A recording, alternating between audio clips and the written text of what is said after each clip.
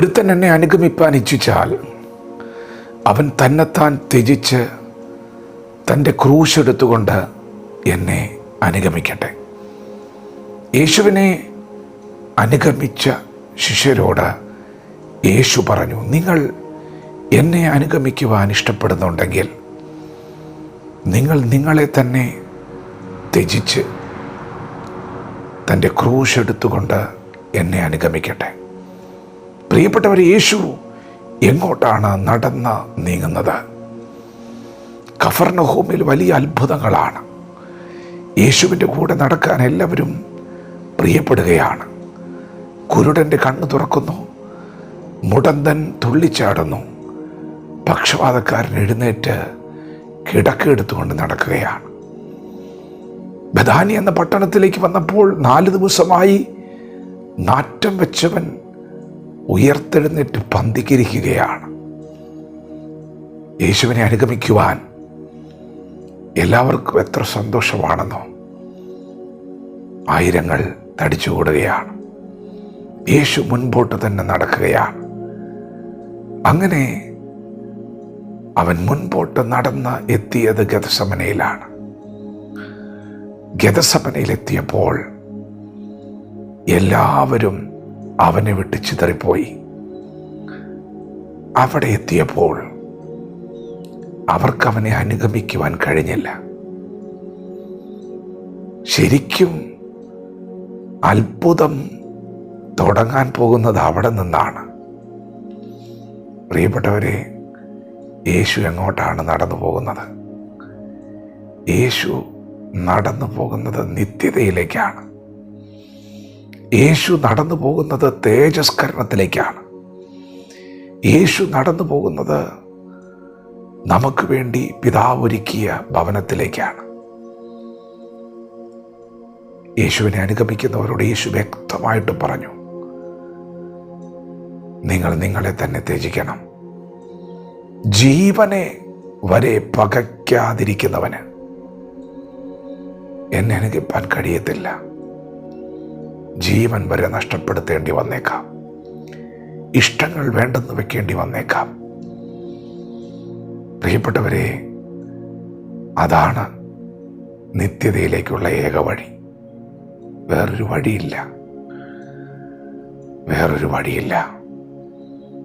ഗെത്സമന വഴിയാണ്, ആ ഗോൽഗൊത്ത വഴിയാണ് അവൻ നിത്യതയിലേക്ക് പോയത്. നമുക്കും അതേ വഴിയുള്ളൂ. ദൈവം നമുക്കൊരു ക്രൂശ് തന്നിട്ടുണ്ട്.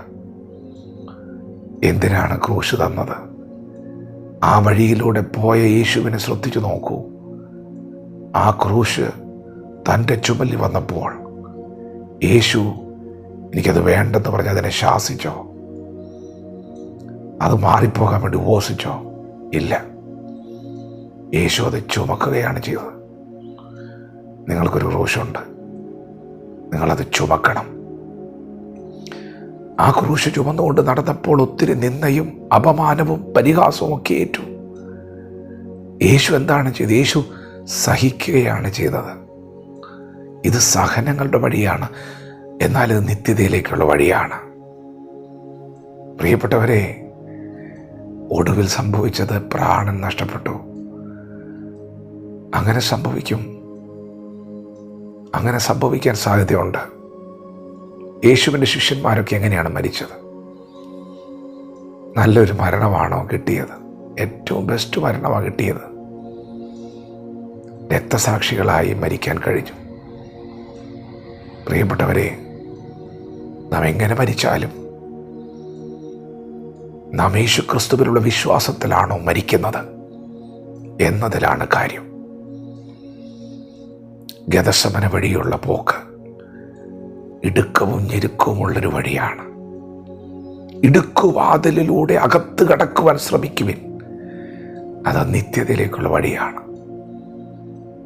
ഇന്ന് പകൽ നിങ്ങൾ കടന്നു പോകുന്ന ഈ കഷ്ടതയ്ക്ക് ദൈവത്തിന് സ്തോത്രം ചെയ്യണം.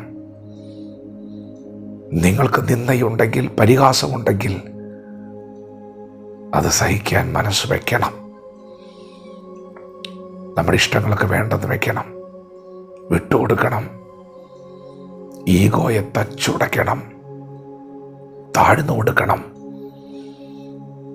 അറുക്കുവാൻ കൊണ്ടുപോകുന്ന കുഞ്ഞാടിനെ പോലെ തലകുനിച്ച് നിന്നു കൊടുക്കണം. യേശുവിൻ്റെ പുറകെ പോകുന്നവരോട് യേശുവിന് പറയാനുള്ളത്, അല്പനേരത്തേക്കൊരു വേദനയുണ്ട്, കഷ്ടമുണ്ട്, എന്നാൽ ഈ യാത്ര നിത്യതയിലേക്കാണ്.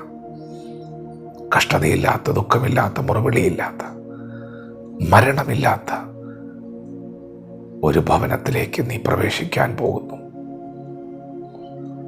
തന്നെത്താൻ ത്യജിക്കാം, യേശുവിനെ അനുഗമിക്കാം. ദൈവം നമ്മെ ഓരോരുത്തരും ഈ പകൽ അനുഗ്രഹിക്കുമാറാകട്ടെ. ആമേൻ.